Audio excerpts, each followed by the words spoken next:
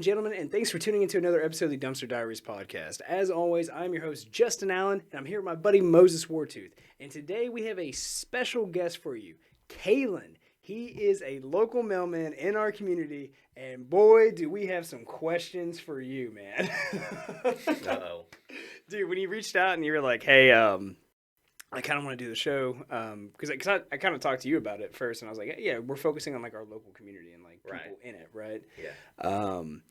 And I was like, like, what do you do? And you were like, well, like, I'm a mailman. Like, I deliver mail. And I was like, are you sure you want to come on? Do you want to take that risk? Yeah. So, how did you get into it? I know, like, your career first, because you do have, like, you're a veteran, right? Yeah. So I kind of want to get on that later. But so you get done with the military, and then is going straight into working as a mailman, like, your first? It wasn't my first idea. It was essentially what just happened. Mm-hmm. So I got out and I moved to North Carolina with my ex. And, you get a year of, what's it called? Unemployment after you get out. Yeah. So you do? Yeah. That would have been good to know. I didn't get it either. Yeah, they told us about that when we went through Steps and Taps. Shit, they didn't tell us anything. Yeah, really? they didn't tell me that either. God. Dude, I struggled so so new much. Stuff already. But I was riding that for a little bit, and we had a lot of land to clear at the house anyways, because, like, 4 acres, and it's just woods and cutting down trees all the time. But anyways, I digress. So, did the unemployment, and eventually, like, I just started applying places. I'm like, sounds kind of cool, Yeah. Like, I mean, take that out. But, but anyway, so... I plan on getting all into it, man. So I look into that, get hired. I'm like, I like being outside all the time, like, I'm used to that.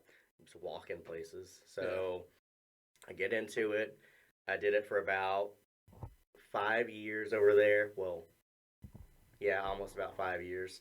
And things went crazy with me and the ex. It's like, hey, one of us is going to prison, the other one's going to the funeral home. I didn't know which one I was going to be. Is it ex-girlfriend, ex-wife? Ex-girlfriend. Ex-girlfriend, yeah. Okay. Well, sometimes that was in one some positive cases, thing. Yeah, it wasn't a wife. It's worse. Yeah, I don't know. Worse. From my experience, the girlfriends can be worse, man. The wife's more like, it's going to get real legal real quick. Yeah. But the girlfriend's like, it's going to get real gangster real quick. I'll take my chances, man. I don't like the this legal one was system. actually known for stabbing one of her exes, so I heard that story quite a bit. Did you know that before getting into the relationship? No. Oh, okay. Well, at least you're not at fault on that. I do chase red flags. Like, you see a circus, I'm there. But, so you're kind of like, like on the trail, you're like, I'm trying to figure it out and starting a new career after the military. Right. Bounce around for about a year, and you land as a mailman. Yep. Now, we're not going to say what company you work for, right. obviously. Yeah. But, so yeah, man. So what is day one like? You're walking in because I imagine just chaos. It is. It is a very hard thing to learn. Yeah. Like, you get so easily overwhelmed. You have to go to a week of training to another town, which is classroom setting stuff. And then you get back to your main office, and that's where you actually start learning routes. So they'll put you with a guy's experience, and you pretty much, everything they teach you, you're going to forget. It's just such an information overload. Just too much information too quickly. Yeah. And it just depends on how well you can adapt after they throw that information at you. You're not going to remember it all. Bits and pieces, you got to remember the important bits and pieces. And you're not going to know routes at all. You're going to get there, you're going to be in the truck. You're going to have this big, like, you're going to have the packages separated by section. Yeah. But you're going to be like, I don't even know what street I'm on, man. Like, I don't even live here. So in our community, man, how long have you been a mailman for? In Lufkin since 2022, October. So, yeah, long enough to be like, yeah, I know what I'm talking about. Yeah. So is it a smooth transition moving as far as the job was concerned? You kind of just straight transferred and you were good to go out of that? Or was there different stuff? I did not transfer. So, like I said with me and the ex, like, she's kind of crazy. So, it would have taken about a year and a half for a transfer to go through. And I was like, no, I'm going to be dead. Yeah. All this is going to be dead. Yeah, dude, you're going to be stabbed. Yeah. So I quit there, moved back here, moved back in with my parents for like maybe a year. So you're from Lufkin originally? Yeah. Okay. All right. Yeah. I moved back in with them. I was logging with my dad for a little bit. Mm-hmm. He's always been a logger.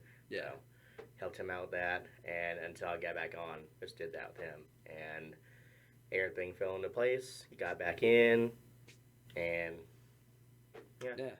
So you go and you get your job as a mailman, and you're working back in your hometown, and which happens to be obviously our hometown, and so day one, you get done with your training, and it's like, okay, you are certified to do this job. Mm-hmm. What do? They just hand you keys to like a truck, or are you just back there like just shifting packages, praying like hell they just end up where they need to go? Like, I mean, how does this go? The way it works is like the clerks separate the packages out in the mornings, so they're already separated out by route. Yeah. It's your job essentially to put them in order for the route. So when you deliver them, you load the truck on your own. You put the mail in order on your own. And the way the mail works, so there's 2 desks in front of you. We call these cases. Each route has a case. Okay. So there's a section in front of you, and there's a section to your right. And there's slots on different levels. And every slot has an address. And once you know the route, you look at an address, you know that goes right here or right here. If you don't know the route, you look at the address in that letter, and you're like... You have to manually scan. Yeah. And that's going to take a minute or two to figure that out. Time. And then there's you're going to be there all day. Yeah. And there's routes that have like over 1,000 addresses. And dude, it's crazy. I would swallow a boulder in the back of one of those trucks, man. I'm being dead serious with you. Like, I could not imagine, dude. No, that's the hardest part to learn right there. Like, once you got it, it's good. It's like, boom, boom. You have it memorized. So it's like once you get a route, though, you're like, that's your route. Yeah. Okay, because imagine if you had just spent this time learning this route, and they're like, sorry, bud, you're going to a new one. Here's the thing, though. When you start Joe out... quit. We got someone to fill in, dude. Like, it's like, what? So, when you start out, you essentially, like, you are the fill-in for every route in the office. Oh, shit. And we have about... so anyone's sick or calling off for vacation, you're just going there? Literally, no offense. That's like the first, as soon as you said that, I thought paper bitch. Like, that was just like straight up where it's just like, you're going to get the shit job. Yeah, you're bottom of the barrel. Yeah, dude. Yeah. Fuck that, man. That's like... Gotta earn those stripes. God. That's exactly how it is. That's why I wanted to talk to you, because I was like, yo, this is like something like, this is like a service that we all utilize, but no one really understands how it even works. Right. Yeah. And clearly, it's also like another one of those, like, some people have you have a tendency to be really hated by some people for no reason. It's like being a cop almost. Like, people are like, man, fuck those. Like, although not their I fault. will say this though, man. I wanted to bring you on, man, as a mailman to kind of clear the air and be like, let people like know, like, what is it really like? Right. And then, but I've reached out to several police officers. None of them want to talk, man. I don't know what the deal is. I don't know if they have like a PR kind of thing where it's just like, maybe we can't, do this, but I don't know. Mailmen are willing to talk, so fuck it. Here we go. So yeah, man. So I imagine like what you just described, when it's like, you don't know where anything's going. You have all these slots, and you're just scanning, and you're like, oh god, where does this go? The first thing I thought, and especially if you become proficient at it, is that Alien. I think it was in Men in Black, where it has like 8 arms and it's just like throwing to like all the employees. Like, that's where you want to be. Yeah, there are people like that, and like I'm like that, especially with one really hard route in Lufkin, Crown Colony, especially with the packages. How is that hard? I'm not trying to undermine There's it, but so many packages in Crown Colony. Oh, because they're just always ordering shit? Yeah, so many. It's like so much. Like, all the stay-at-home moms and shit just ordering shit. Like, I will literally put the pack. Like, a lot of times we have these little buckets that we put the smaller packages in. Yeah. I don't even use those on that route. Yeah. I just separate everything in the back of the truck with the big packages and just use them as like a wall between sections. I'll throw everything in that section. People look at me like I'm crazy. That's how the guy taught me in North Carolina how to do it. He's like, you get used to working with as little tools as possible and not using technology or the scanners. And that way, when shit does go down, you're already good. Fine. You know. Yeah. So, yeah. Dude, you're better than me. I would like literally, based on what you told me, especially if they gave me the first route was like Crown Colony. Right? And for like our viewers like out of town who don't know, like that's kind of like how would you describe that community in our town? The more affluent area, affluent area. That's a very like, nice way of putting it. Yeah, so like it's all like individual houses. It's got a golf course. It's got a golf course. Yeah, it's basically like a really massive subdivision. And do they have an HOA out there? Yeah, for sure. I'm sure they do. They got Ex-wife their own lived out school, there. like the whole 9 yards, right? We got a guy that lives over there. And Dude. I met a few now, and they bitch about the HOA all the time.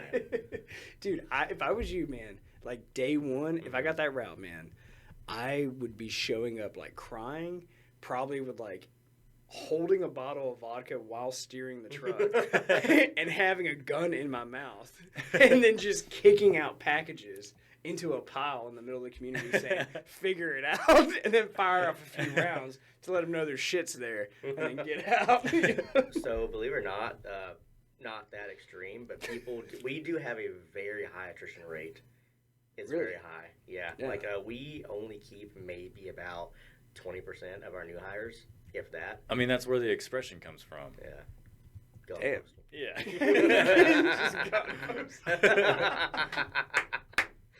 Well, like, I had a guy in my old office, like, we all thought he was going to do good and everything, right? So, I'm doing my route that day, and it's like maybe like 11:30, 12 p.m., so about lunchtime, if you take lunch. And we get a text from our supervisor, like I always do. He's like, hey, such and such left. He locked his mail truck up and put the keys in the gas tank. So when you guys get done, we gotta go do his route. And we're like, what happened? And one was like, dude just panicked. Said he couldn't do it anymore. I'm like, okay, cool. You put the keys in the gas tank? Well, we put them like under. You open the lid. Oh, okay, right? okay. Not actually I in, thought he was yeah, like, damn, yeah. he's just like, fuck all you guys. Like, No, that'd figure it out. That'd be hilarious. That'd be great. So, like, in an event like that, do you get paid overtime? Or is it, like, how? So, on my side of things, we Yeah. get paid hourly. So, I Yeah. mean, like, say, you're doing your normal week or whatever, you got maybe a shift the next day, you're at 33 hours already, you're already scheduled to do 40 hours. Right. Something like that happens, it's like, well, there's another freaking 10 hours I didn't think about. Do you Yeah. get paid overtime? Yeah. Okay, good. Absolutely. All right, so you're not getting completely screwed. Oh, no. Yeah. Now, like, the people out here, like, in the rural areas, Really? they're different. They are, if they actually have their own route, they are paid, not hourly. I guess a better way of saying it would be they're paid by the route itself. like by the job, Yeah. like Like paid upon commission. completion. So the better you are at it, the quicker Yeah. you get paid. Type. Right. Okay. This just Yeah. sounds like DoorDash with extra steps. Yeah, basically. So, like, Christmas time, those guys get fucked. Because, Really? like, they'll be Oh, back yeah. late, but they get paid the same. God.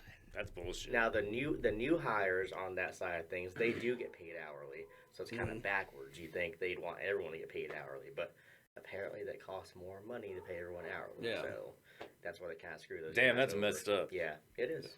It is messed up. Jesus. Because that was another one of my questions for you was going to be like, if you get proficient at the route and it takes you like 7 hours when it used to take you 13, how does that pan out? But I guess for you, you're paid hourly. Yeah. But those other guys, it behooves them to be fast at their job. Oh, yeah. Yeah. Damn, but then wouldn't it kind of incentivize you to be slower? Exactly. Okay, because I was like, if So we I have- had that job, I'd be like, just taking my time. Yeah. No. So we have a lot of safety regulations to follow, and typically speaking, our management, their mindset is get the job done as fast as you can, and they don't really care about this stuff until you get to an accident. Then it's, did you do Why this? didn't you do this? It's like, because you don't really say it, but you prefer us not to do that stuff. I mean, come on, you can't have it both ways. Yeah, And that's how yeah. they want it. So the best thing to do is just do it by the book all the time. Yeah. Yeah. Because if you mess up, you're going to be held accountable Right. versus them. They're going to be like, oh, I didn't care about safety. Like, I never said Yeah, that. it's like, Yeah. even like in corporate America, like if you have an accident on the job, it's just like, okay, first thing we need is a drug test. Like, Yeah. breathalyzer. We gotta find some reason Why to you not messed up. have to pay for Yeah. this shit, like, and it sucks, man. Like, and I think that's the spectrum of the just workforce in America. It's just like, it's always like, you can even talk about like insurance is the same way. It's just always people looking for a way to not have to pay. But you got to pay all the time. One way, whether it's with your time or whether it's a bill, whatever the hell it may be. Mm-hmm. But when it comes time for them to cough up, all of a sudden. Yeah, they're going to fight you every step of the way on that. It's like, come on, man, what are we doing? So, as a mailman, what is the worst time of the year for you, man? My bet is either going to be Christmas time or it's going to be Black Friday. Like, if you had to pick one where it's just like you're walking in, it is like the final battle in Game of Thrones. Shit is going down. So honestly, the very worst day every year is the day we start working again after Columbus Day. Really? Yes. Why? 100%. Because a lot of people don't get off that day. We do federally, but most places do not take that day off. It's the worst individual holiday. And after that, Christmas time is always heavy, obviously, because everybody's ordering stuff. Yeah. And then Black Friday, like you said, and also Prime Week. Oh, Amazon. Oh, dude, yeah. That's my new favorite thing. It is horrible. Dude, I would be scheduling vacation based around these days. Yes, people do. People do, yeah. Yeah, people do that, 100%. So like, the new guy has to fill in for their shit, too? Like on the heavy route. Leaves keys in a gas tank. That's how shit happens. It's all full circle, dude. You really do get the shit and the stick if you're doing that. It is crazy. Dude, I almost want to do a ride-along with you. Like they do with cops, you know what I mean? Yeah, like, like, just be like, let me do a ride-along. You know, that's what we should do for our show, man. We should call, because obviously police don't want to talk to us for whatever reason. We should call them and be like, hey, can we do a ride-along? And wear a body cam. And wear body cams, like, on for the show. We should do an episode. Dude, it would turn into some training day shit. Like the cop just looks over, smoke this kid or we're going to fucking kill you. I didn't know you like to smoke wet. And then it's Ethan Hawke, like, fucking melting in the seat, you know? He's like, I'm sorry. It's like this. He's like, it can't be like this. No, yeah, it is. I'm sorry. I'd be the one to tell you. I don't like movies, but I love that movie. That was a good movie. Yeah. That was a good movie. I got cases on all you motherfuckers. Oh, so you're really confused right now. No, I'm listening. I just don't watch movies. It's a Denzel Washington movie. Essentially, he's a narcotics detective. And Ethan Hawke goes from like a patrolman to he becomes like a detective and a narc, but Denzel is his trainer. But Denzel's crooked as hell and works like a really bad neighborhood. And it's entertaining. It's entertaining. It's like a morally like sound guy, Ethan Hawke, working for like a super corrupt, seasoned narcotics detective. Yeah, and it's got a bunch of violence and crazy shit happening. But like at one point, like Denzel makes Ethan Hawke like smoke a blunt. And he said any good narc has a little bit in his system. And then it's laced with like formaldehyde. Oh shit. And then as soon as he smokes it, like Denzel starts laughing. He's like driving his car laughing, looking at him because Ethan's starting to freak out. And he's like, oh, I didn't know you like to smoke wet. And he's like, what? And he's like, formaldehyde, motherfucker. Like, you know, and it's just him melting like in this, like, yeah, dude. But, yeah, I'm not saying that's how postal workers live their life. No, that's how we were saying cops live.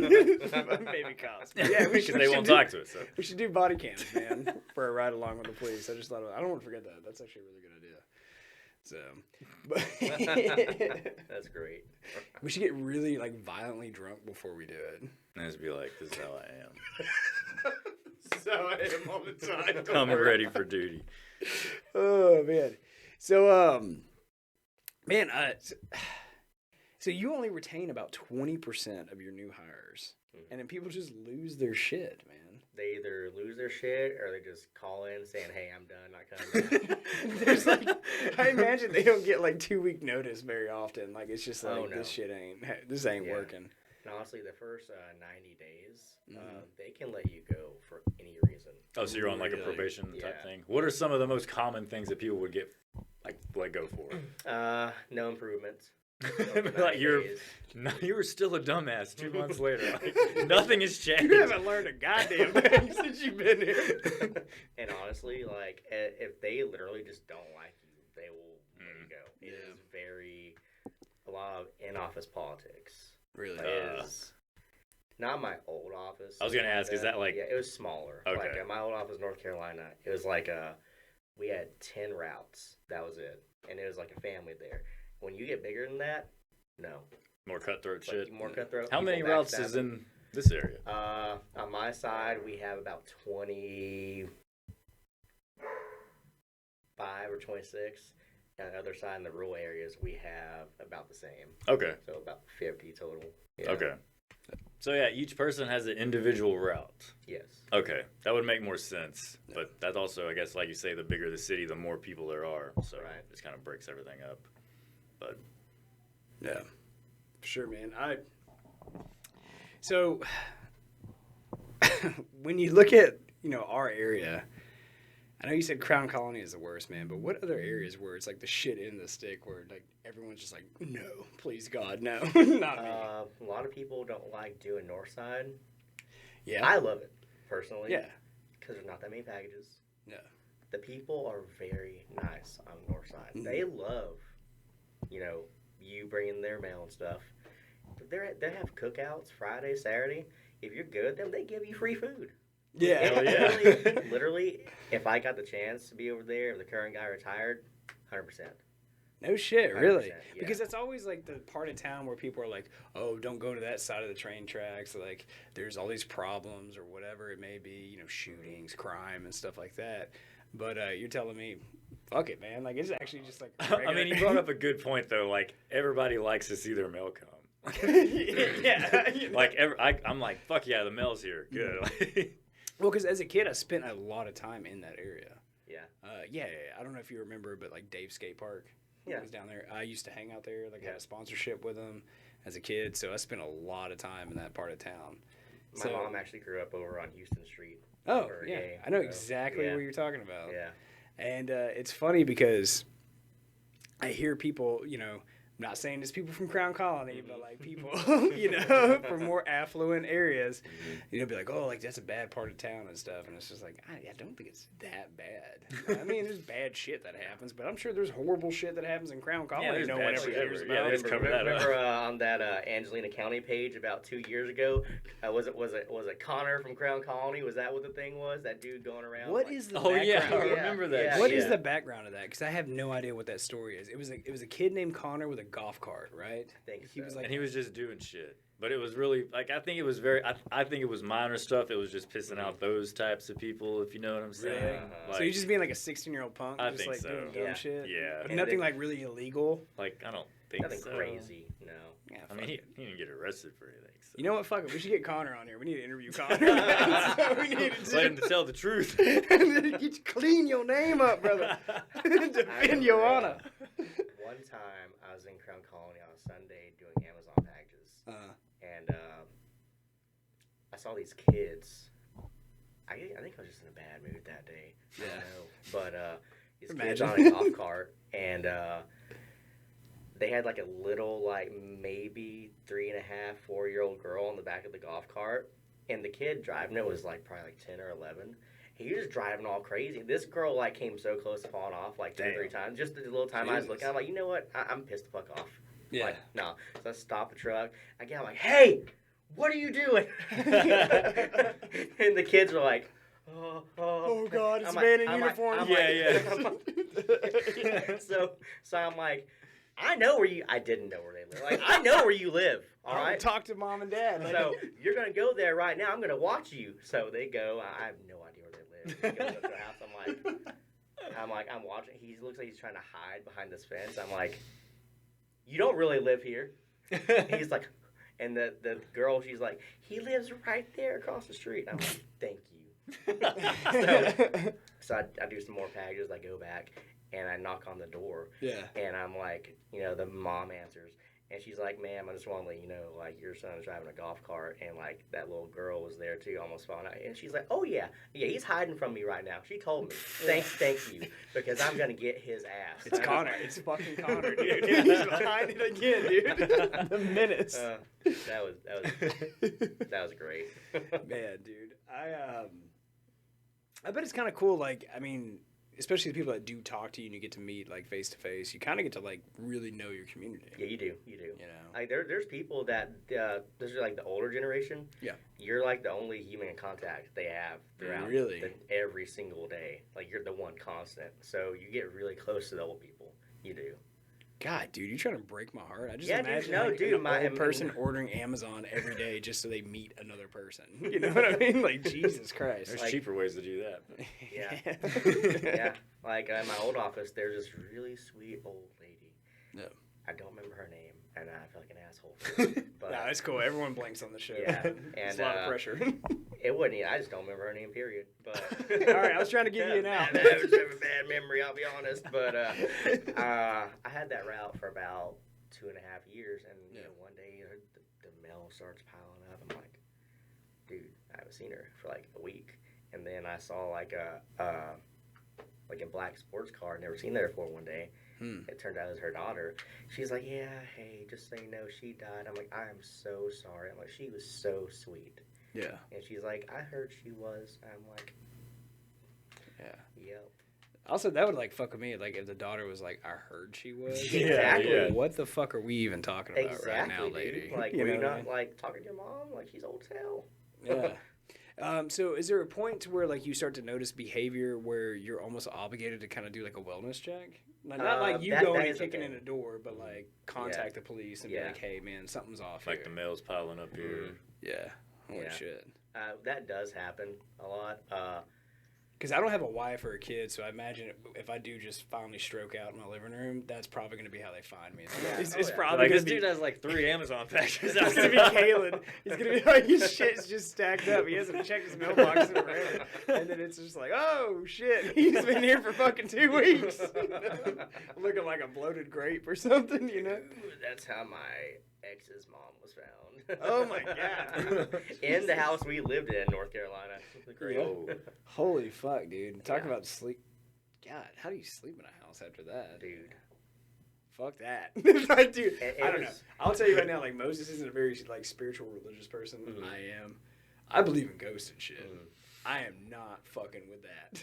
Like, if someone just died here, especially if it was, like, some horrific shit, oh, hell no, dude. I am out of there, dude. I mean, if I didn't do it, I don't feel like it's not going to affect me. The onus isn't on me. Yeah. Yeah. Well, there were some weird circumstances behind that. Sure. Like apparently her mom like sold drugs and like I didn't know anything about that. And she's like, oh yeah, there'd be like, random people coming over when we first moved in, or like, oh, she doesn't live here anymore. And we're like, really? Dang it! And it would always be like the most methed out looking people. It's like, oh yeah. Okay, that I would have more of an issue with than finding like a dead person in the house. Some of that North Carolina special, dude. You know what's cool, man? I actually really, because I do have some family in South Carolina. I really, really, really like Columbia, South Carolina. Never been there. Man, it's a super like I like the Carolinas in general, but well, let me back up. I like South Carolina. You go to North Carolina, it's like this is a whole nother world, man. Like, you know, but Columbia, South Carolina, super nice town, man. Like very clean, like very.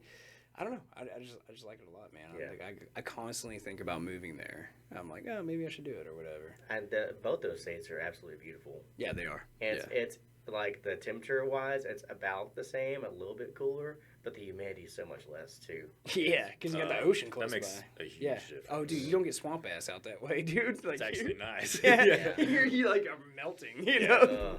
So it's like someone left a candle in a car or something, you know. And it's just like Jesus Christ. So when you're doing routes and stuff, here's a question I have: do you guys got air conditioning? Absolutely not.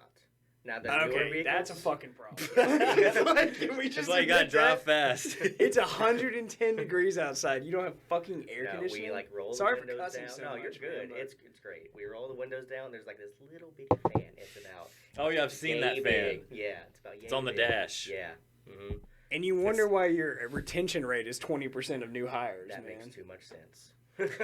So what is it? Is it just not an expenditure they're willing to expend? I mean, are you guys like that underfunded? Yeah, why is there no AC? They're just really tight with money, honestly. That's a bit ridiculous.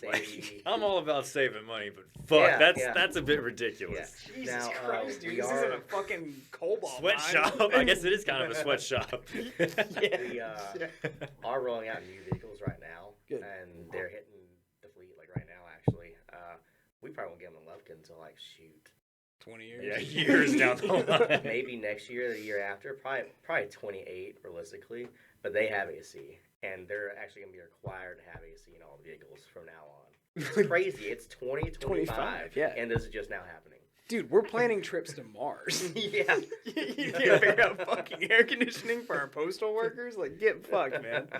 You know? Oh, God. God, That's dude. hard. That's yeah, crazy. honestly, like, if you're listening to the show, man, like, leave those guys some water, like, some food, whatever. Like, be nice, you know? Like, working a hard-ass job, dude. And We're in delivering bad your moods for a bullshit. reason. Get whatever fucking bullshit you found on Amazon. Like bringing me my Temu garbage. Like, Like, here's your dildo, Karen. Hope you fucking enjoy it. So, do you ever get, like, packages where you're like, I know what this is. Yes. yeah, really? All the time. Really? All the time. So back when Wish was a big thing, Yeah. I don't know if Oh, you I remember. remember Yeah. that. Yeah, Yeah. back That when went Wish away, was- like, they- quick, yeah. Yeah, they had like little descriptions on the package itself of what it was. You look at it like vibrating toy wand. Wonder what that is. Damn, dude. So what you're telling me is you have the keys to the kingdom, brother. You know where all the freaks are in town. Oh yeah, oh dude. yeah, absolutely. Dude, so stop talking shit about your mailman because that guy's got some shit on you. It's I like, can tell you that. It's like, hey, you're a preacher, but I see that dirty mail you be getting all the time. Really? Oh my god, dude. Bro. It's always the old wife. I gotta talk to you off camera. Oh man. He's got a mailman patient confidentiality though. He can't express the names. Is there a level of confidentiality that you do have to have where it's like, hey, you can't really I know like mail is a very private thing. To tamper with is like a felony. You cannot. But it's like if you clearly see what this is, like if you told someone, you know, could you get any kind of shit for that? And obviously, there's workplace banter. Yeah. But it would definitely not be viewed that great to do that. I don't think there's any actual rules against that per se. Yeah, because it's like out. Because it's technically, public, like anybody that walked past could have Would seen see it, that. Yeah. However, we are not allowed to disclose like some kid comes up down the street and he's like, "Hey man, I'm looking for my grandma, and this is her name. Do you know where she lives?" Cannot tell that kid where the person lives, even if it's just like a kid. Really? Like, we cannot tell people where people live at all. No shit. So you really take that like to heart, man.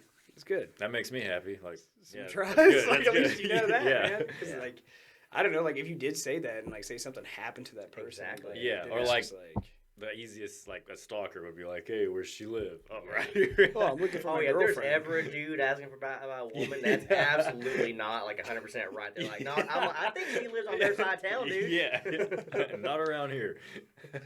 Which I've had that happen Really? in my old office. Jesus. And like I told the girl like the next day I saw her, I'm like, hey, this dude was asking about you, and like I don't know him, but I was like, yeah, she lives like 10 streets that way, yeah. And she's like, I have no idea who that is. I'm like, Damn. there we go. Yeah. Damn, dude. Fucking wild. So there's one thing when you look at your career as a mailman. Is there one thing if you could change it? What would it be? If you could change one thing, what would it be? Obviously, air conditioning in trucks is going to be up there, Yeah. so we'll go back to that. But I don't know. Like, is there any like flaws in the system where you're just kind of like, this would work better this way? So, as far as flaws in the system, we have had new leadership obviously take over in the past few years. Yeah. Like when Trump was president, we had his buddy take over. And we had the person after him that just recently took over. All those people care about is money. At the end of the day, they don't care about providing a service. And at the end of the day, it is a service. Yeah. And they refuse to treat it that way. And that's why service is actually going downhill. It Really? is, yeah. Damn. Got to pay your people. Yeah, I mean, for real. We're all about, like, we lean more towards, I don't know, man.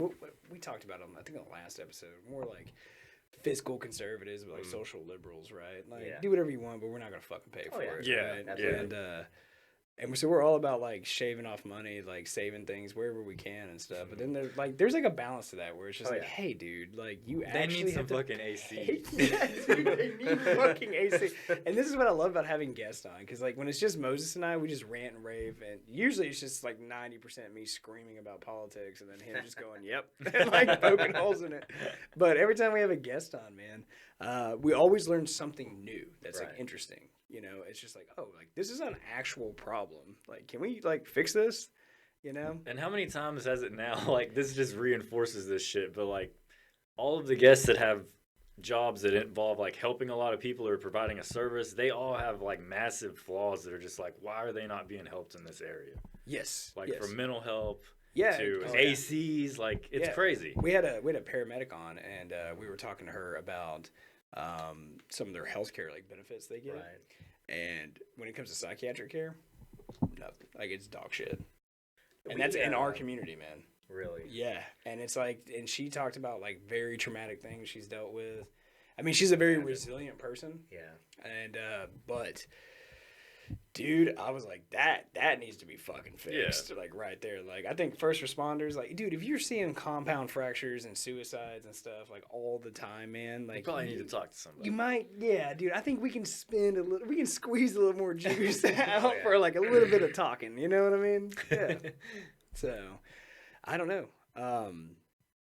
But yeah, it's always from our experience, man. Like Moses said, it's always the people who seem to be like providing an actual legitimate service, typically like a really important service, that are just getting fucked with by whatever system they work in. And I don't know. I don't know what the answer is. That's why we like to interview people in our local town, because it's like, well, at least you can just ask questions and provide some level of transparency. Right. You know, because I think a lot of it, especially in our area, there's no real like outlet where people have like a voice, right? Oh yeah. Like to even like bring up and address like some of these issues.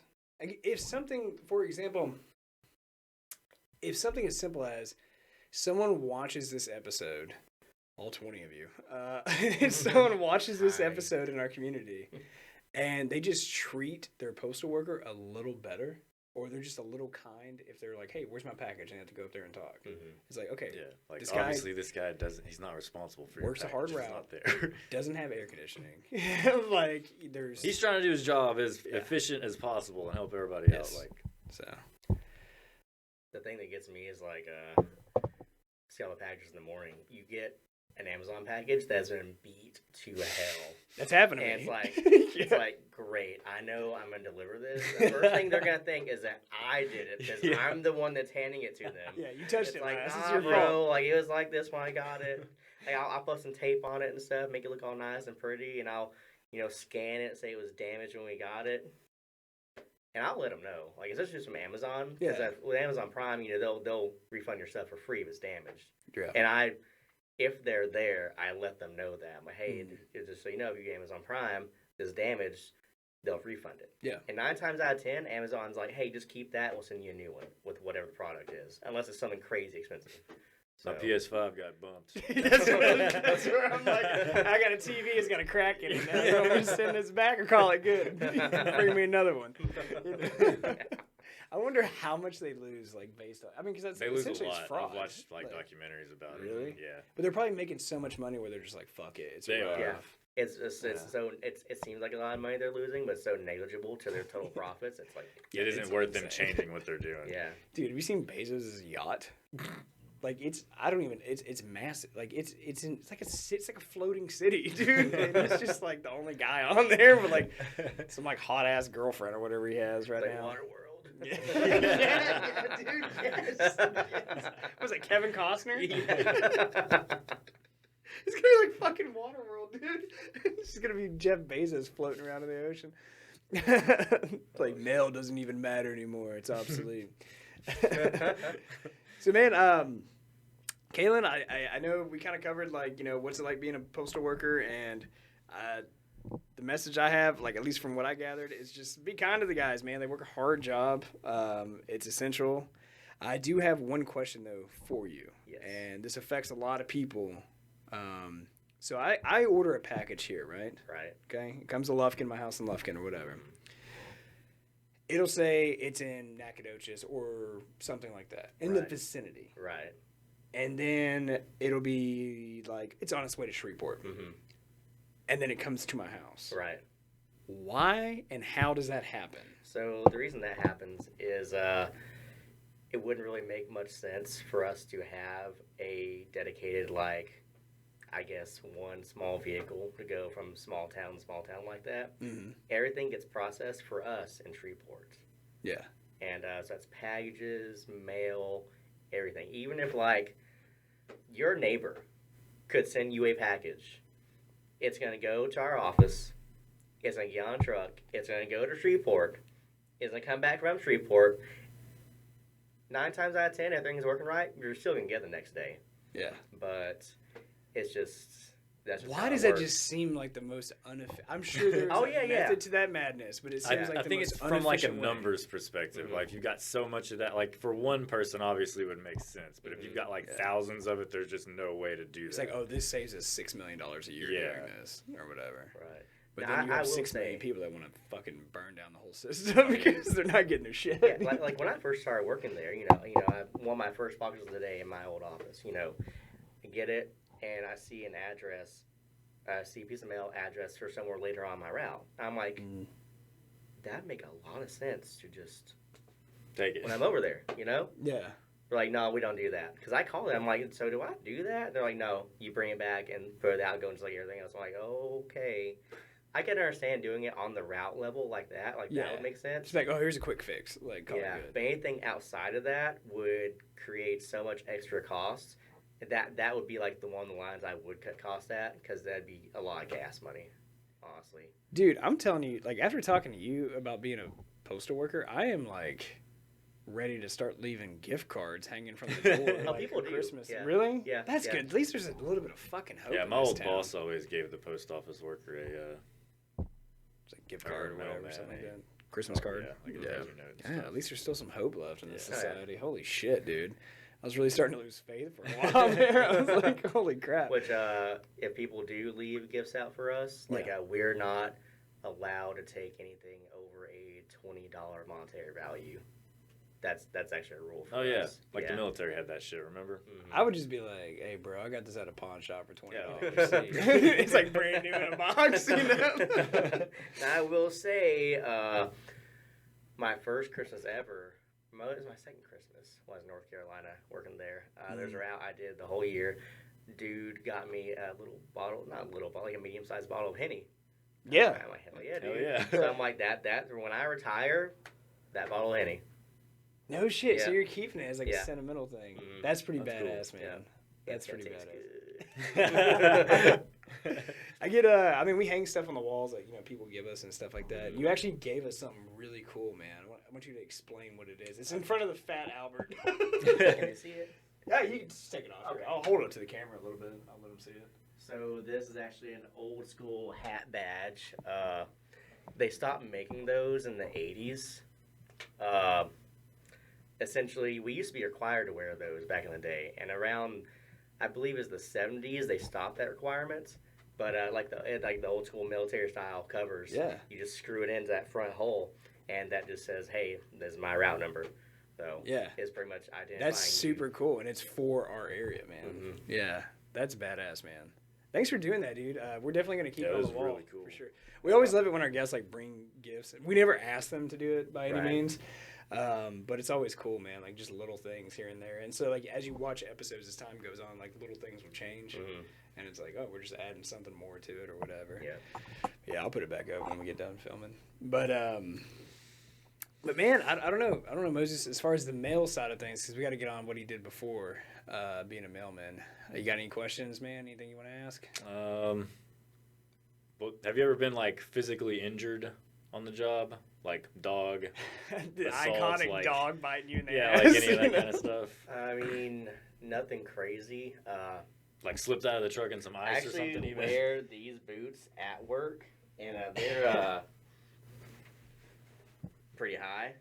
Oh, okay. Yeah. But so when I do get bit, it's usually in that area. And so that it's never drawn blood or anything. Now, I will say I got attacked by a Rottweiler when I was 6 years old. Sure. So when you get attacked by a dog that young, it does one of either two things to you. Either A, you're scared shitless of dogs, or what it did to me, if a dog gets froggy with me, I'm like, bring it, motherfucker. Yeah. Let's fucking go. I'll fucking usually 9 times out of 10 just scare the dog away. What is y'all's policy? Say I was doing your job, or say you're coming to deliver to my house, and I have a super aggressive dog, and there's a yard, it's fenced in, whatever, but that's between you and the house. Is this dangerous animal? So what's the policy there? We're not required to deliver in a circumstance like that. Yeah. At all. That's one of the few times where they always do harp safety when it comes to dogs. Like that's something they always stand by, and I agree with that too. Now another scenario, like if I'm like walking down the street and I suddenly get attacked by a dog, like those satchels you see us walking with. Yeah. So we're supposed to have that on us all the time, and we're also supposed to have dog spray on us, which is just OC spray with an orange tint. Yeah. Just pepper spray. Yeah. Like, here you go. So, Get fucking. I didn't realize you guys were rolling deep with like. we have like a little dog horn too. Like it's a really loud horn. Really? It's loud. if you accidentally blow that thing in the middle of the day, you shit yourself. It's loud. Damn, dude. Dude, how much longer before you guys just start packing nines, like rolling through the neighborhood? That is actually an interesting question. I mean, are you allowed to have a personal firearm on you? Nope, not you. We are not even allowed to have them on the property. Like even if it's inside your POV. Damn. Yeah. So, do mail trucks get robbed frequently? Not often here, but in bigger cities like Houston, up north a lot. Especially if they know, like, hey, you can't be armed. Like, you're just going to walk into this and unload all of it. I mean, I know people have insurance, companies reimburse stuff or whatever, but still, like, holy shit, dude. There's actually a really big push right now because they're pushing for the inspectors to have a more, I suppose, directly involved hand when it comes to protecting the carriers. Because over the past few years, like the amount of deaths per year has been steadily rising from people being murdered on the job. Damn. They're just killing postal workers and then just taking the shit? Yeah. Because people know, like, we can't have weapons. Like, that is public knowledge. Ugh. Yeah. Bro, you're better than me. I'd be fucking packing something, not saying shit, dude. Oh, yeah. I'd be like, if it came down to that, we'll figure that out later, dude. Yeah, if I lived in Houston and was a mail person, there's no way I wouldn't be armed. Yeah. Like, no fucking way. Yeah.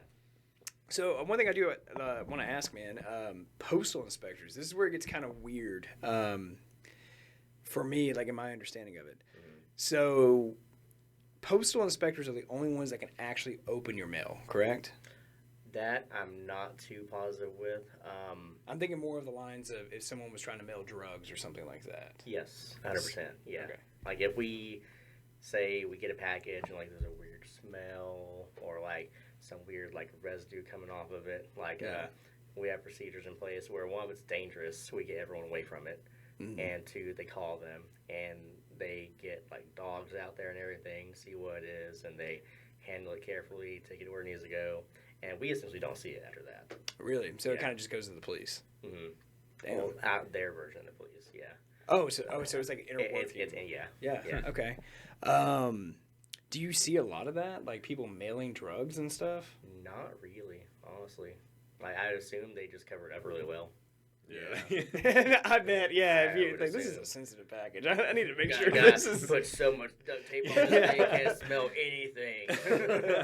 I think I heard a story once, a family friend or whatever, was a station, I can't remember what branch they were in, but they were in, I think it was Pearl Harbor, so they're probably like Navy, maybe Marines, but, I don't know, it was a joint base, everyone's there, so whatever. But anyway... they would have weed mailed to them from America, but they would put it in like Tide laundry detergent. Like they would literally stuff it in a box, like reseal it back up, so the smell would be so pungent, like overbearing, and they would send like a care package, and there would be like a brick of weed in there for them to smoke. Or they might be. No, they were in Japan. That's what it was. That's what it was, and you couldn't get the shit. Okinawa? Yeah, Okinawa. I loved Okinawa. Dude, it's amazing. Great. It's amazing. Some of the most beautiful beaches I've ever seen in my life are there. The most beautiful places I've ever been, the beaches on Okinawa, specifically the beach off Schwab, That beach was beautiful, and the Grand Canyon. Those are the most beautiful places I've ever seen. And honestly, I'm a beach person. Yeah. But I would put the Grand Canyon over the beaches. Never been, brother. What about you, Moses? You been to the Grand Canyon? I haven't been to the Grand Canyon. We need to go check it out. Yeah. Or body cams. Do a ride along to the Grand Canyon. When I went, there was like a group of Amish people there, random as fuck. I'm like, so we went there over a 96. Yeah. And we're stationed 20 Palms. Me and somebody's like, hey, let's go to the Grand Canyon. I'm like, okay. So we just decide to go, and we show up. We see wagons, horses, people wearing funny black hats, and like, what is going on over here? Like, it's the Oregon Trail took a detour. Like did we drink too much last night? Like a fucking time machine, dude. So, yeah, let's get on to it, man. I'm sure we'll probably bounce back into, like, the, being a mailman and all that. But that's just, like, only one side of the piece, one side of the puzzle when it comes to you. Because you did 8 years in the Marines prior to this. Right. And so just walk me through it, man. Like, how old are you when you join? What do you start doing? Where do you go? Like, the whole 8 years. So, before I joined, my first job when I was 16, I started working at Walmart in Lufkin. Yeah. And did that till I graduated, and did that for about a year after I graduated. I was like, dude, I gotta get the fuck out of Lufkin. Yeah, same. And my dumbass, I'm an Eagle Scout. I could have just went to college and had a scholarship doing that. Sure. I didn't. Did not. Because I was looking at the college demographic at that time. I was like, I'm not gonna get along with these college kids. I know I'm not gonna get along with them. So I was like, dude, I had like the same experience. Mm-hmm. Like, take out being an Eagle Scout, but I was like, my exact thought. I remember telling a guidance counselor, if I go to college right now, I'm going to waste a lot of time and a lot of money because I'm not going to finish. Mm-hmm. And so, anyway, I didn't mean to cut you off. Oh, no, you're good. So, I decided to join the military, and I was looking at the options, all 6 of them, and, well, probably 5 at the time. Can't count over 2. Marines are stupid. You got any crayons, by the way? You want to eat some? You're hungry? Yeah. But, so... I'm like, you know what? If I'm going to join the military, I'll just go ahead and do the hardest branch. And in school, I was the quiet kid, dude. I never talked to anyone. I was not very assertive. I was just timid, all that shit. Absolutely. Yeah. So you do that. It's funny how the military is a way of bringing that Oh, God, yes. It just makes you unhinged. You have to. Yeah. So I do that. Because I had no confidence before I went in. Same. Like, there was time, like, in middle school, I was, like, bullied and stuff, too. And I was just like, what the fuck? Now, like, if someone even, like, so much as, like, raises their voice at me, like, that's... You want to get froggy. That's a whole nother conversation, man. Yeah. Yeah. So, but anyway, man, so you're like, fuck it. Like, I'm gonna do the hardest thing possible, So I go talk to the recruiter. Mind you, the whole time doing this is behind both my parents' backs, right? Not telling them at all. Literally the exact same story here. Yeah, dude. And eventually they do find out. They find out the day the first trip to MEPS you take. That's when they found out. Because I'm like, hey, I'm going to Houston today. Yeah, I need a ride. And they're like, why are you going to Houston? And I'm like, I'm going to MEPS. And they're like, what's that? I'm like, it's where you process to go into the military. And my mom's like, what? Yeah, like, what are we doing right now? I'm like, yep. And she's like, well, what branch are you going into? Yeah, I'm like, Marines. And she's like, what? Just flashbacks of watching Full Metal Jacket and Platoon coming in. Which was actually a really good analogy to how our boot camp actually is. Really? Yes. Yeah, no shit. It's really good. So, obviously, dealt with that conversation, went to MEPS. Yeah. And I'm not sure how much longer it was, so I actually went out. But I went after Christmas in January and got done in April sometime. It was 3 months boot camp for Marines. And I did that. Boot camp was a fucking experience, dude. Like, yeah. I mean, we were Air Force, and I'll tell you right now, like, I know all the branches talk shit. But dude, that shit was no joke, man. Like that was actually like hard as fuck. It was like, I mean, because you're only sleeping like we were only getting like 6 hours of sleep a night, man. Yeah. And then it's just like you're up 4:30 in the morning, getting yelled at, and now it's like okay, 20 minutes later you're outside running basically a 5K. Yeah. You know, and then it's like, oh, I haven't even eaten yet. And then you get like 3 minutes to eat, you know, if that, you know, and you're like, why is this happening right now? Something I was really good at boot camp, I was really good at flying under the radar. Really? I was so good. Yeah. And I don't know, did y'all was like, they call them drill sergeants in the Air Force? We call them drill instructors. TIs. TIs? Yeah. Okay. Technical instructor. Yeah. So, do y'all have like a squad bay y'all stayed in? Yeah. Like a big ass bay. Flights is what we call. And there's them. like a little office for the TIs. Yep. And then they have their own bed. Yeah. So I was what we call in the Marines a house mouse.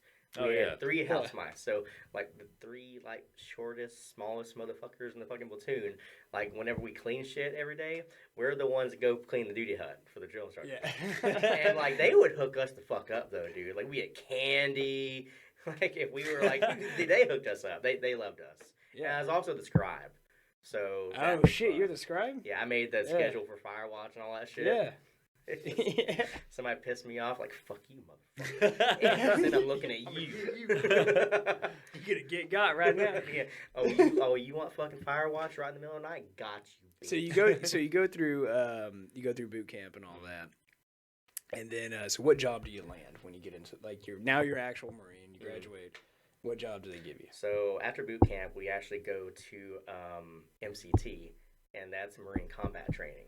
So the thing about the Marines is every individual Marine is trained like as far as combat standards as much as the basic riflemen in the Army. Yes. Like, so basic infantry in the Army, like we all are trained to that standard without having a combat MOS at all. And then I actually like that. I honestly think that like every branch should probably incorporate some element. That makes a lot of sense. They really should. Because no matter what your job is, shit could always hit the fan. Yeah, at the end of the day, like that's what you're supposed to be doing. Like, right. I'll get on and tell you some of my fucking stories later. You'd be like, "What the fuck?" I was like, "Yeah, that's what I thought." Like, I was like, "We are not trained for this shit." But I want to say MCT is like 2 months. I don't remember.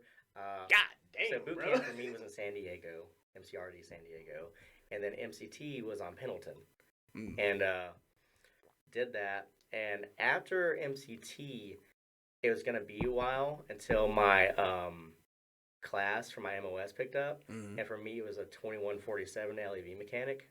And it's like a tank with 8 wheels. They're really badass. It's got a Detroit diesel 6V53T engine. It's pretty cool. Yeah. But a whole nother meeting to all-terrain vehicle. But so since my class we're going to pick up for like a month or so, I went on this thing after MCT called 52 Area Guard. Yeah. And it's essentially you're like mini MPs for that part of Pendleton. And we'd guard some of the ammo stores, like we had guys outside the PX enforcing the fucking dress code. When I was at Okinawa for a little while in Japan, and joint base, so like every branch is there, right? And did you ever go to Okinawa? No, okay.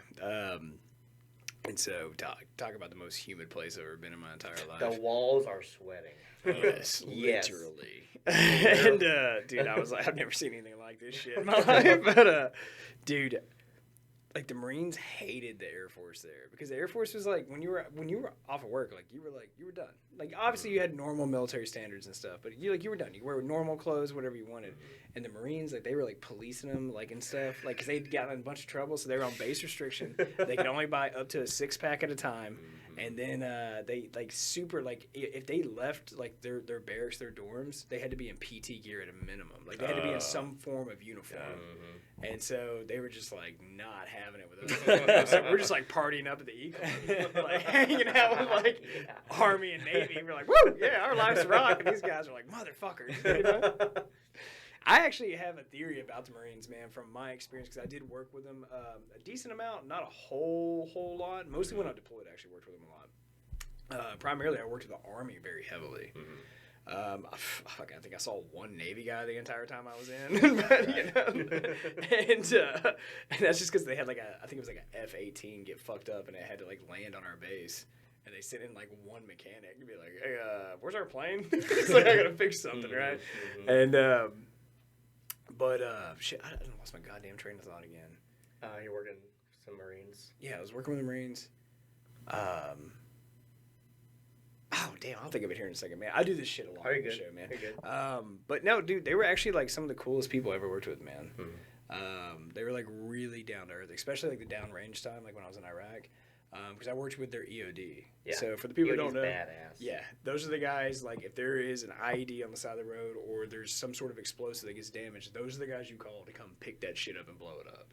So these guys, they live on the edge. Yeah. You know, but when they're not like clocked in, like doing business, most chill guys I've ever met my entire life. Like they didn't give a fuck. Like we'd go to where they live, like they were only getting up if they got called. Like they were like, we ain't doing none of this extra shit. They're like, 'cause I could die tomorrow. I don't give a shit. Like actually die tomorrow, you know. And but they were just really cool, man. And really chill. The Army, surprisingly, was kind of a pain in the ass to work with. Yeah. I met a lot of really cool guys. Because, you know, my job, like, I was ammo, so, like, ordnance. Yeah. And I met a lot of really cool guys, but, man, dude, they really treated those guys like shit. It seems weird to me is the few times I've worked with the Army, Yeah. not dog on them or anything, just they always acted like they had something to prove. Especially if you came to them as a Marine. Yes. Like, they automatically, like, want to fucking, like, try to start shit or, like, talk shit. It's like, dude, can we just do this? I'm so glad I didn't go to the Army. Dude, because I saw those guys working my same job just in the Army. And, like, I, you know, worked with them, like, Kuwait, a little bit in Iraq and stuff, and all over the world, like, Europe and everything. And, dude, I mean, they would just be getting... Like, the way they would get talked to, I was like, this is not okay. Not, especially if you've been in for 5-6 years and stuff. Yeah, they're totally competent at their job at this point. Like, they're not dumbass. Yeah, like, it's fun to yell at the new dumbass. I get you get in trouble, something gets fucked up, you have a stern conversation, but, like, they were, like, treating it like they were, like, in boot camp sometimes. Yeah. And I was like, I would lose my mind. Oh, yeah. I would have never finished my enlistment. I think that there are Marine leaders like that. Yeah. However, at the end of the day, like, what takes over for us, like, is the camaraderie we all have. Sure. You know, that the saying, the few the proud, whatever. Like, a lot of people say other branches are jobs and the Marine is like a way of life. Like once a Marine, always a Marine. Yeah. Like, yeah. you know, that thing. And, that's something we all take to heart. That's, like, literally drilled into our heads. Like, when you wake up in the morning, the first thing you think of yourself of, you don't think of yourself as, like, you as a person. You don't think of yourself as, like, you as your job. Like, especially after you get out, like, you wake up, like, okay, I got some fucking Marine things to do. Fuck. But fucking... it's cool, and I think a lot of people, like, especially the problems that we see in society now, like, I'm not saying, like, mandatory, like, military service, like 2 years. Like, I've been kind of leaning on that. Honestly, I I agree with that. I do. Just 2 years, dude. Other countries do it, and they're a lot better off. Like, yeah. You know, and especially now, like, something does need to fucking change. Somehow. I mean, we might have some more responsible women in our society if they went to the military. I mean, well, like, we also, like, we talked about it a while back on the show. It's like less than 50% of the population even qualifies for military service. I think it's only like 30% actually qualifies now. I don't even think it's that much. Health standards, mental health, like, well, physical, mental health, weight, criminal records. Like, it was all kinds of shit, man.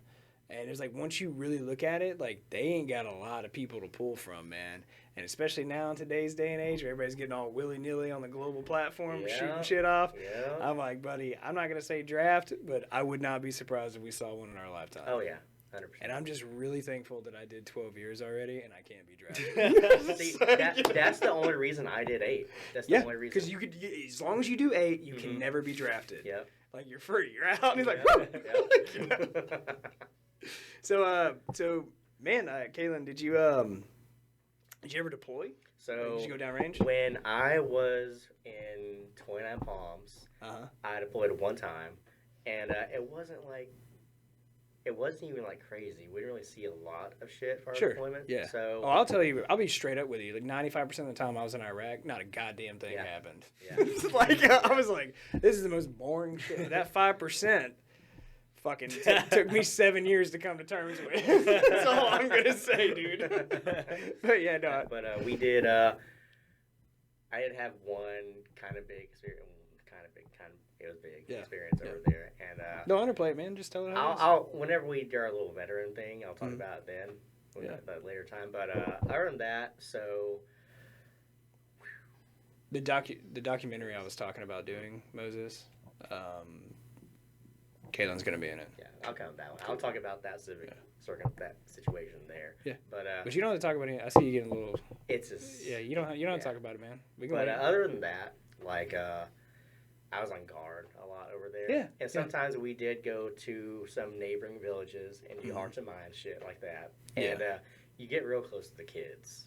Like that's the thing that pisses me off about the whole Afghanistan thing is the fact they weaponize children. And that is the most fucked up thing in the world to me. And that's what really got me. I could see that being like some pretty heavy stuff, man. Yeah. Like really seeing it like straight up. Yeah, man. And it's like the reality is that shit is still happening. Oh yeah. Yeah. It's still going on. And it's not even over there. Like they do that shit in fucking Africa too. Yeah, like, dude. It's fucking It's never ending. Yeah. You know. And then like you hear, I'm not gonna say conservative or liberal like bullshit, whatever, but you just hear like people talking about like, I don't know, like when they just start criticizing what our government does, but they're like criticizing it in the wrong way, you know? And Or just thinking their lives are hard in general. Like, that's a big problem. People in America think that we have it so hard, like in our actual lives, like, oh, my rights, like I can't go to the bathroom I want to go to. You know, this motherfucker can't even fucking live. So how about that, dude? Like, enjoy your clean water. I'm telling you, man. Like when I went to Iraq, so the job that I did, so essentially like I was bringing weapons into Iraq. Right. So I was basically, I like to call it an arms dealer. I was like, but official stamp from the United States government on that. But at the time that I was doing that, there was only 3 people in the world that could do my job. And I was 27. Stressed the fuck out. You know? Like, and I was a staff sergeant, which was the E5 for us. And so anyway, I'm moving a shit ton of weapons in. And I'm like the go-to guy. If you need from the smallest bullet to like the biggest rocket, like whatever you need, you come talk to me. And so I'm processing these requests. Right. And, you know, like, and I'm sitting in all these meetings, like these ops meetings, and they're like, hey, we have this target we're going to take out. What do we have available in theater that we can actually use? And I would literally have to, as a young guy, like, and just explain that, okay, I think this is going to have too much of a blast radius, like, and then there would be other people that do those things as well, and they would literally negotiate, and I'd be like, okay, I can get this out of Kuwait in the next 12 hours. Like, and it was crazy. And I had like high authority, like super priority.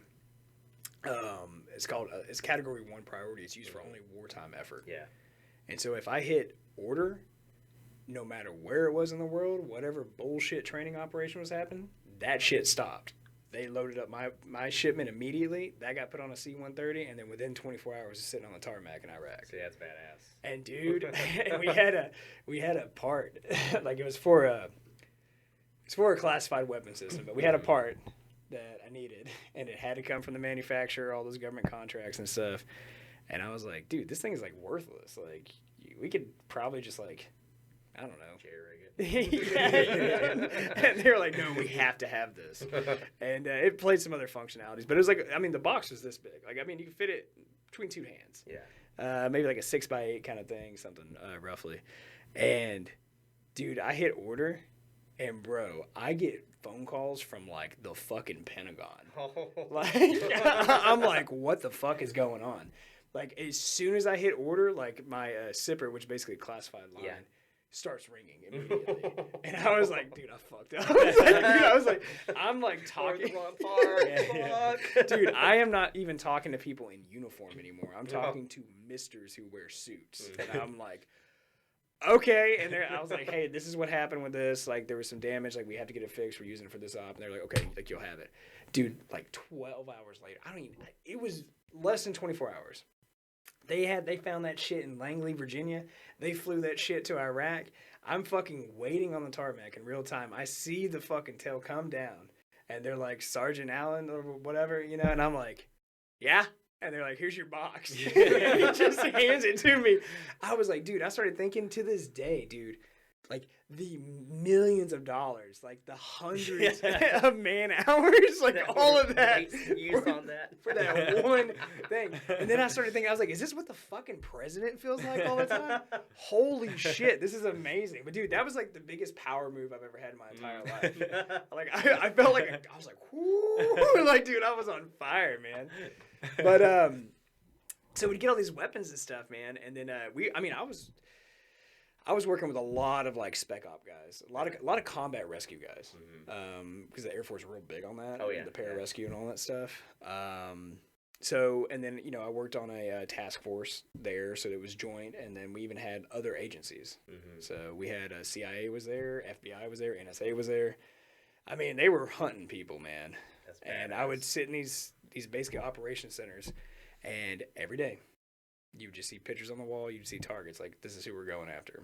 And you walk in real-time live feed. And sometimes they'd be like, we're going to take this guy out, but we need to monitor who, like they call it a POL, pattern of life. And so there would be a drone circling over he would be completely unaware of. And it's just like, dude, there is so much death and destruction flying over you right now. Like, you might want to fuck off. You're out there fucking a goat. You know you're about to die, bro. But I was there when they declared victory over ISIS. And, so our whole thing was we pushed ISIS out of Iraq into Syria to make it Syria's problem, a.k.a. Russia's problem. Because the Russian government was backing the Syrian regime. And then obviously the Allies had Iraq. It was just a proxy war. But to kind of go full circle back to what you were talking about when it talks about like children and stuff, that's what started to mess with me was the collateral damage and stuff, because it was never in any operation that was happening. And now, granted, I wasn't the guy pulling the trigger, right? Okay, but I did a lot of the planning and I made sure this shit could happen. Yeah. But then you start to see they'll be like, oh, I think my medal that I got from it, my accommodation medal, says 211 enemies killed in action. I saw the real number by a factor of 5. And so it's just like, Jesus Christ, man, you know? And so after a while, I kind of got tired. I was stressed out. And then one thing that happened for me was, and you can look this up, you can look up, it's an HH-60 Black Hawk. It was called Charlie 5-1. It went down, and we lost the entire crew. 7 guys, like that. And now I knew them all. And I mean, I supplied them all their 50 cal, all their grenades, everything they needed, right? And, but one guy was like a good friend of mine. Yeah. And we had joined the military at the same time. He was from New York, but Deshaun Briggs was his name. And we went through our ammo training together, and then he retrained into an aerial gunner. So then we get deployed at the same place. Haven't spoken for years. And then it's like, holy shit, dude. Like, yeah. And so every Thursday we would have like cigar night. And then just one day wasn't there. And it took, and he was mid-20s, about my age at the time. Yeah. Wife, 2 kids. And I was like, God damn it, dude. And like that took about 7 years for me to come to terms with. Yeah. Yeah. I drank a lot during that time. Yeah. So, I don't know. Yeah, that's like heavy stuff, man. We're trying to end this on a positive note. Like, holy shit. I look forward to, we'll go ahead and bust a cherry a little bit, but Moses and I are going to be making a documentary about veterans in our local area. Like probably be around 30 to 45 minutes long, maybe even an hour. This is going to be a few months down the road, and you're in it, man. Like, you're going to have people tell their stories, man. Like, you know. So next time you think about being mean to a mailman, remember that shit, you know? It's like I'm slinging mail in the box right now, but I could be slinging rounds down range. And just screaming, get some, as you're just throwing them in their mailbox. Oh, man. Dude, we got to wrap it up, man. We got the next, we got a guy we're interviewing after this, brother. Yeah. But, dude, it was a great conversation, man. It was, like, really enlightening. Learned a lot of cool shit. Yeah. Anytime you want to come back on, anytime you want to talk, whatever it may be, dude, door's always open, man. Just say so. But I don't know. You got anything else for us or anybody who may watch this? I mean, it's going to be on a server that's going to outlast humanity, so. I know. Oh, yeah, YouTube. Well, when the machines take over, just remember my face. Don't shoot me. Don't shoot them. That's it. Cool, brother. Appreciate it, man. Thanks for everything. No problem. See you guys.